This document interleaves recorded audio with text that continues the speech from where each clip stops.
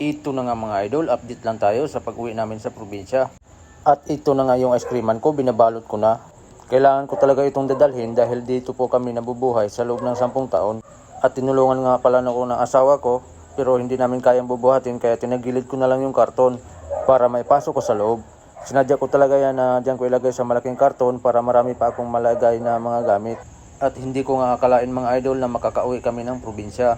Dahil ang kinikita ko sa pag-ice cream ay sapat lamang sa mga pang-araw-araw na mga gastusin at sa mga bayarin. Bayad ng bahay, tubig, kuryente at wifi. Doon lang po napupunta yung kinikita ko sa pag-ice cream. Kaya malaking pagpasalamat ko po sa mga taong sumusuporta sa akin dito sa social media.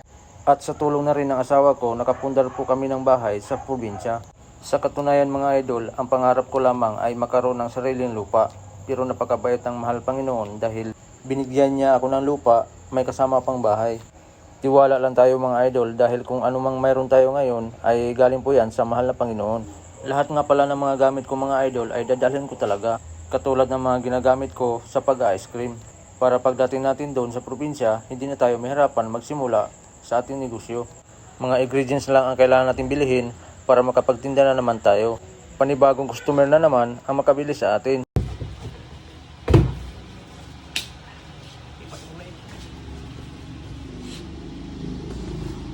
Bandol laki ng karton. Sabi yung bandol na ito mga idol. Pang probinsya na talaga ang uwi ito mga idol.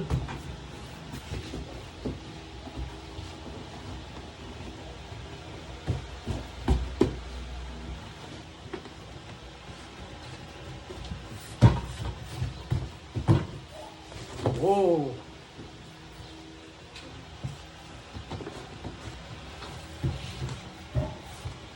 Oh, di ba? Suwak na suwak. Bigat. At ito na nga pala yung dadalhin namin mga idol. 3 malalaking bag, 4 na malita, at mayroon pa dito sa gilid na 4 na malaking karton. So hanggang dito na lamang po yung video natin mga idol. Maraming salamat po sa inyong lahat. God bless. Bye bye.